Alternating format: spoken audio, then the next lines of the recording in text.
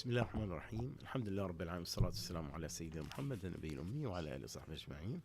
Dear brothers and sisters, Assalamu alaikum wa rahmatullahi wa barakatuh. Welcome all of you wherever you are.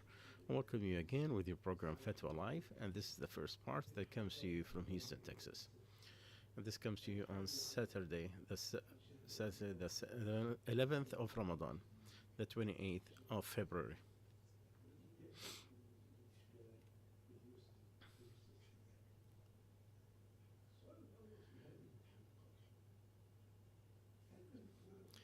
The first question, is there anything in the Sunnah that speaks about a prophet named Daniel? I know it's not in the Quran. I see some of the explainers, they talked about him. What about if someone don't believe in these Israelis stories and it's not proven in the Book of Allah or the Sunnah Sahih? What do I do? So the answer, what came in the story of Daniel, is from the news from Sons of Israel that we don't know about its authenticity, whether it's wrong or right. The Prophet ﷺ told us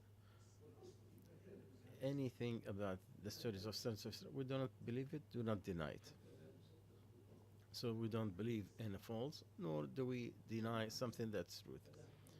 With that, there is nothing wrong with saying that story, as long as it does not contradict something in Islam. This is the saying of the Prophet ﷺ, talk the sons of Israel and no burden. Meaning talk about any of the things that they talk about and no burden. So we don't want to believe in something that is false, because we know that they manipulate their books, their stories, their book, and at the same time we don't want to deny something that is authenticated, that is true, and we don't want to be among the deniers of the truth.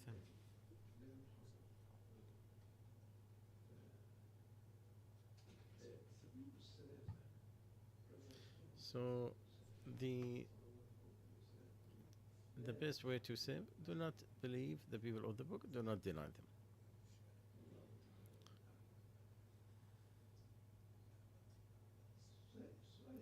The following question from a sister, she's having a lot of pain. She's saying, I don't know, where do I start? I need a big advice and so many answers. I have a father who is very sick. I'm the only one who take care of him. My mother, she died. My brother died young, and I have to take care of my father completely.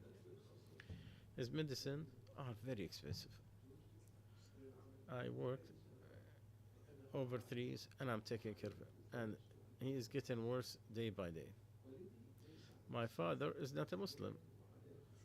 His life and he's add to my pain because he listens to music, drink alcohol, smoke cigarettes, gamble, and curse, and humiliate me. It became a daily affair. All of this, because of that, I cannot get married, nor do I have a family for myself, because I cannot leave him. I don't think anyone will live with me with these kind of conditions. Can you put one of the parents in the elders housing? To believe that it hurt me, because I know what he did to raise me. I am so exhausted though. I cannot handle it anymore. So give me an advice. So we tell her, may Allah Azza wa Jal give you patience and make this hardship you go through is to raise your status at the Day of Judgment and to compensate you in good deeds, and that great job that you do with your father, with all the hardship you go through, with the financial, psychological, emotional, It is from the ihsan that Allah Azza wa Jal loves it. And even if he is not a Muslim, even if he is a Muslim and he's disobedience, because the goodness to your parents does not uh, stop, because Allah Azza wa Jal said, if they are forcing you to commit partnership with Allah Azza wa Jal, do not follow them, but be good with them and be good to them in this life and doing goodness and tell them something lenient. So even if you don't see any appreciation from his side, Allah appreciates it. Now, can you put the elders, the father, in the elders' housing facilities, nursing houses, nursing homes? Well, they're supposed to be with their kids, not in a nursing home. That's what Allah said. If one or both stay with you, and Allah Azza wa Jal said with you. He didn't say you leave them. So do not tell them off. No, you should put them down and say something nice.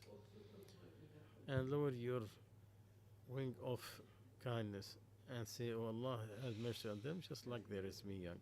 But my daughter, Allah Azza wa Jal give you, obligate you on what you're capable of doing. There is nothing more than what you cannot do. And Allah give every soul what they can. If the direct attention is gonna bring you some physical and emotional distress that is beyond the norm and what you're capable of doing, or it stops you from getting married completely, Allah knows that it is a true hardship, or there's nothing in the house what is supposed to establish of taking care of him medically, then there's nothing wrong of taking him to a nursing home. With the following, that this has to be a safe one. They do provide a true medical service, and it's not intended to get rid of him, but it should be like something better than what you're capable of you doing. And you stay in visiting with him to take care of him, buy stuff for him, and keep in your heart the connection, not the severity of your relationship with him. If it is to that action to do stop any harm, there's nothing wrong with that. When you cannot do that, if you're capable of take care of him without any emotional distress, and with the hope that taking care of it and your private life, so him being with you, it is greater with Allah Azza wa Jal in reward.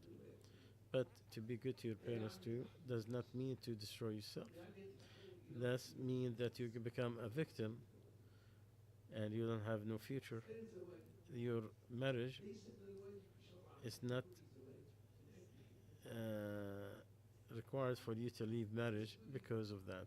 But you could be patient as much as you can. But to say this is patience with no limit, no.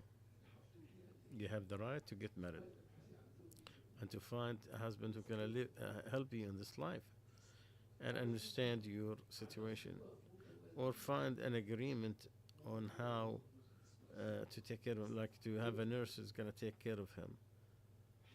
Sometimes we think there's nobody who is going to accept this situation. But in reality, Allah Azza wa Jal gets gates that we don't even think about. In the Quran, there's an ayah. It is a cure for the hearts.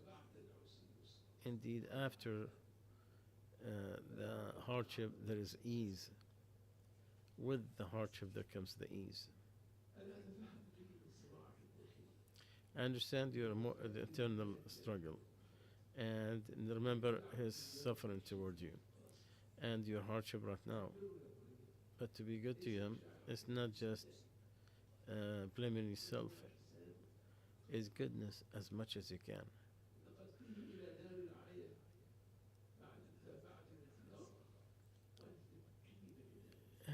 if you take him to a nursing home and you know that this is to protect them, not to get rid of him, and Allah knows the truthful of your intention, so it should be no problem.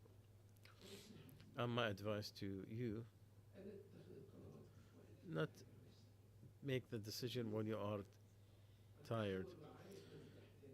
Consult with a physician, a good physician, and see if you have other choices of having a nurse who's going to come in every day to help you with taking care of your father.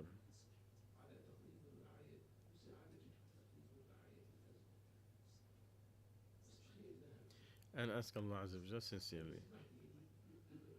Don't let exhaustion to change you to an eternal burn. Ask Allah Azza wa Jalla to make it easy for you, Allah.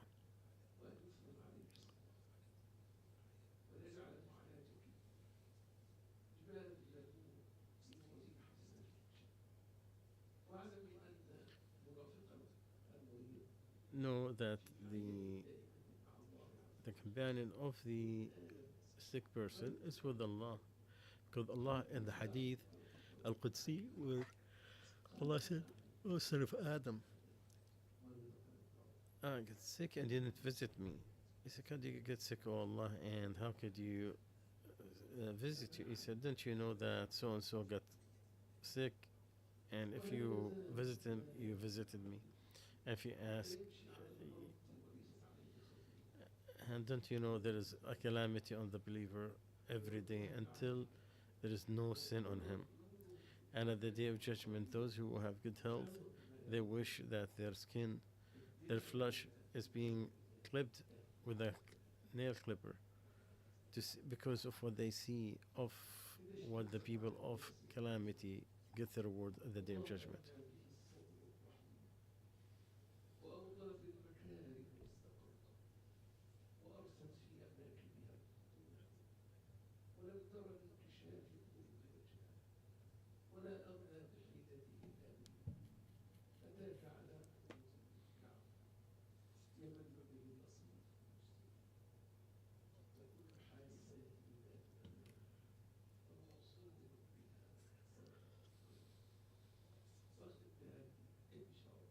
And I'll give you the glad tidings.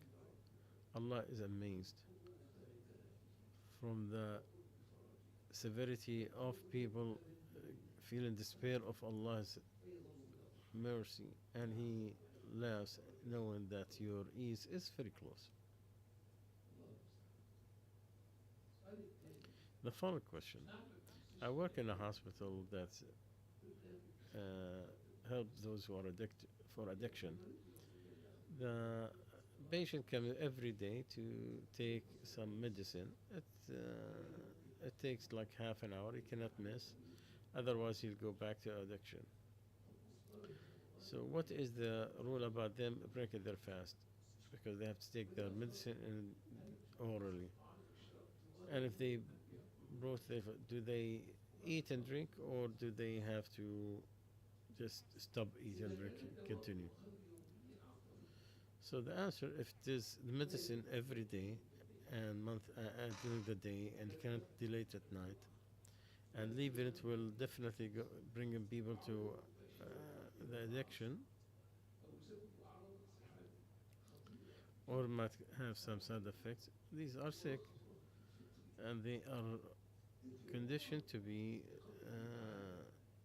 to break their fast, because Allah said, "Whoever was sick or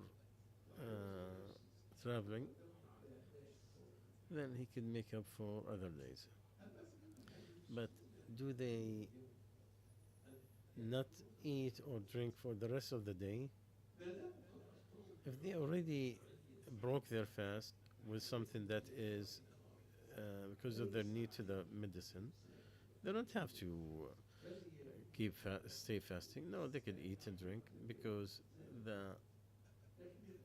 it's already been voided. So I mean, they broke their fast, but they cannot do it in front of people who are fasting to not hurt their feelings.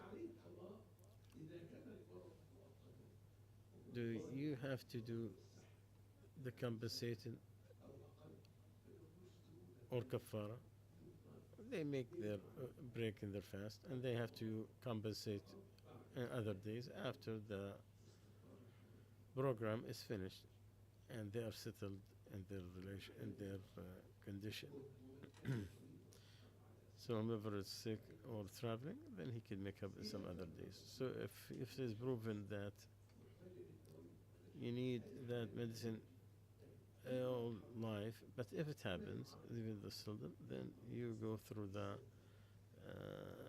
terminal illness that you don't think he could be cured, then it goes from fasting to feed.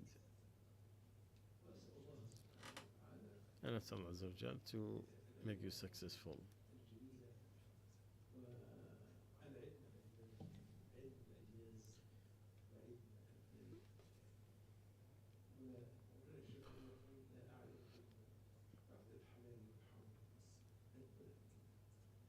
Al-Shafi'i used to say there is nothing more honorable after halal and haram, permissible and forbidden things except medicine. The last question, my son is 17 years old. He reached his purity in the last year in the high school, and we live in Canada. He was diagnosed with ADHD, and he started taking daily medicine, which he loses his appetite, and he's always thirsty. Yesterday, he went to consult a sheikh about fasting because he cannot concentrate in his school and his homework. And the water is very important to activate the medicine. Allah knows my son is a memorizer of the Quran. He loved to fast with me, the extra prayer, fasting, Monday and Thursday. And he's a good kid. Can he make fidr this year and compensate after Ramadan or the feeding? We don't know when he's going to keep taking that medicine.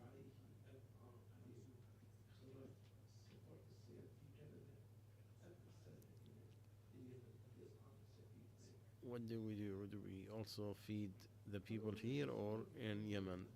Because there's more need. Do I take it with my money? Is it in the value in Yemen or in Canada?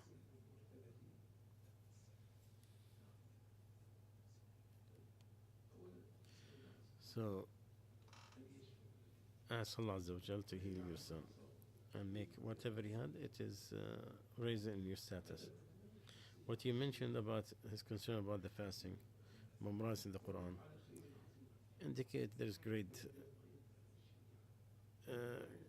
things for him. Because the Sharia does not, it requires ease. And Allah made it easy for the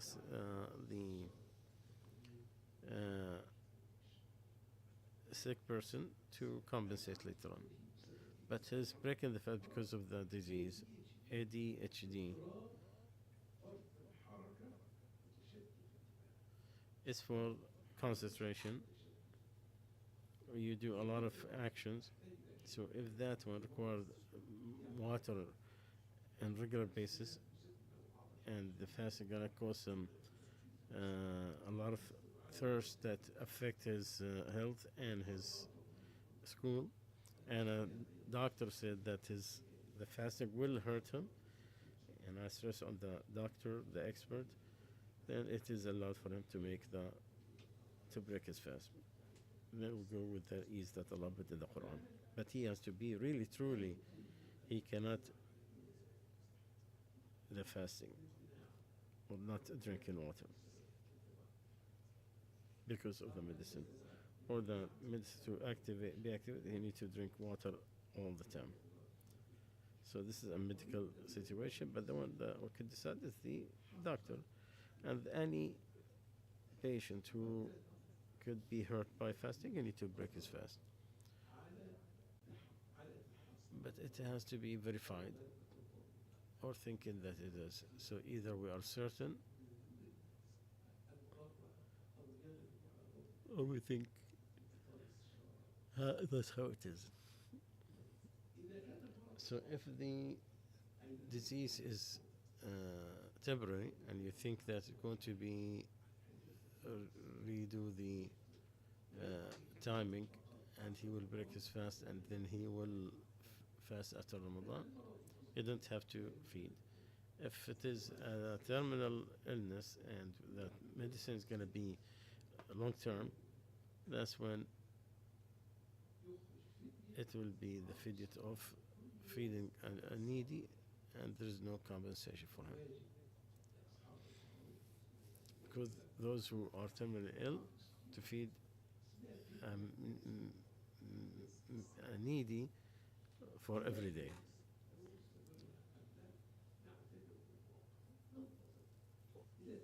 If we found out later on that it's permanent, then it become the feeding.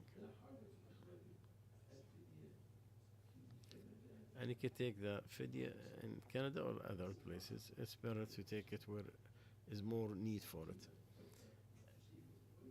And you look at the average meal in the country that you are taking the money or expending it. So if you don't have any money, this is for him. So you don't have to do it except voluntarily.